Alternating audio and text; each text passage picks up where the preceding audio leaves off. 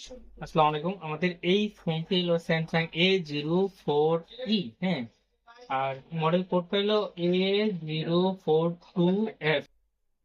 এই ফোনটা হলো কাস্টমার নিয়ে আসছে, টাচে কাজ করে না। কাস্টমার মনে করছে যে এটা কোনো প্রকারের টাচে বা ডিসপ্লে ইস্যু হতে পারে। হ্যাঁ, তা আমাদের করণীয় হলো যে এই ফোনটা যখন নাকি সমস্যা হবে, বা এই ফোন বলতে গেলে কি, যে কোনো ফোনে যদি ট্রাফিক ইস্যু হয়, যেগুলো কমন কিছু সেট আছে, যে সেট গুলো সিপিইউ জনিত ইস্যু থাকে, ওগুলো আমরা কিভাবে আইডেন্টিফাই করবো ওই জিনিসটা আমরা দেখানোর চেষ্টা করবো। সুতরাং এই ফোনটা দিলে আমাদের সাথে কাজ করে না, কাজ বিদায় আমাদের এই ফোনটা, হ্যাঁ, আমরা ফোনটা কাজ করবো।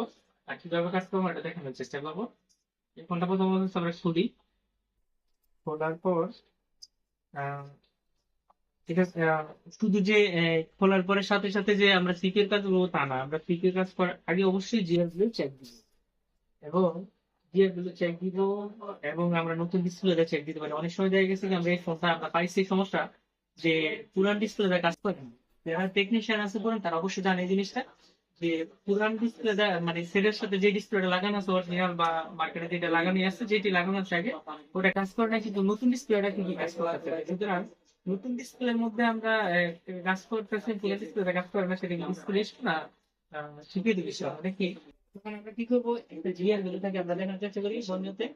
ঠিক আছে, এই যে বনেদি দেখানোর চেষ্টা করি আমরা। এই যে সাসি স্ক্যান, এই যে লাইনটা, এই যে মিপি যে লাইনগুলো আছে, এই লাইনগুলো সবগুলো চেক দিব। হ্যাঁ, এই লাইনগুলো সবগুলো চেক দিব। এই এই লাইনগুলো চেক দিব যে জিআর গুলো আছে কিনা।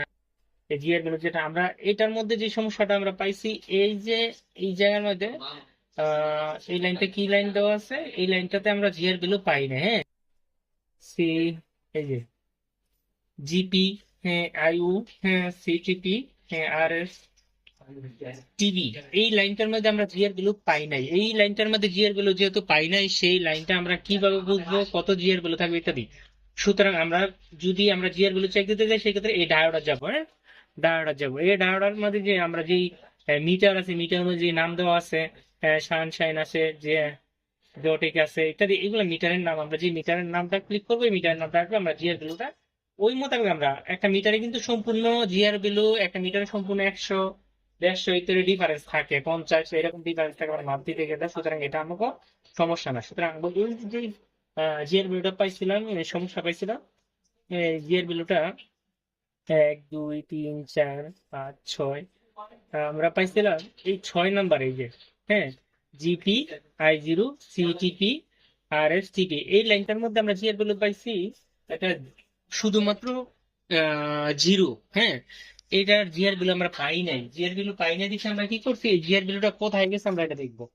এই লাইনটা কোথায় গেছে দেখবো। হ্যাঁ, এই লাইনটা কোথায় গেছে আমাদের, এই লাইনটা আমরা দেখানোর চেষ্টা করি। এই লাইনটা গেছে ডাইরেক্ট আমাকে কোনো কম্পোনেন্ট আছে, কোনো কম্পোনেন্টে এটা দেওয়া নাই। হ্যাঁ, কোনো কম্পোনেন্ট ডাইরেক্ট হয়ে গেছে, ডাইরেক্ট গেছে আমাদের কোনো রেজিস্ট্যান্স বা কোনো কিছু দেওয়া নাই, ডাইরেক্ট গেছে আমাদের সিপিইউর ভিতরে গেছে।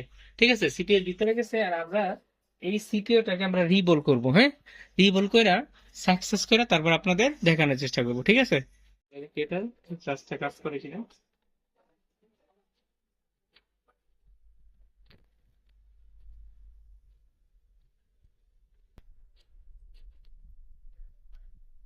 আমি ভিডিওটা বেশি লং করি না, শুধুমাত্র বোঝানোর জন্য যে কোন লাইনগুলোর সমস্যা হলে কি কাজ করবে কি কাজ করবে না ওইটাকে বোঝানোর চেষ্টা করছি।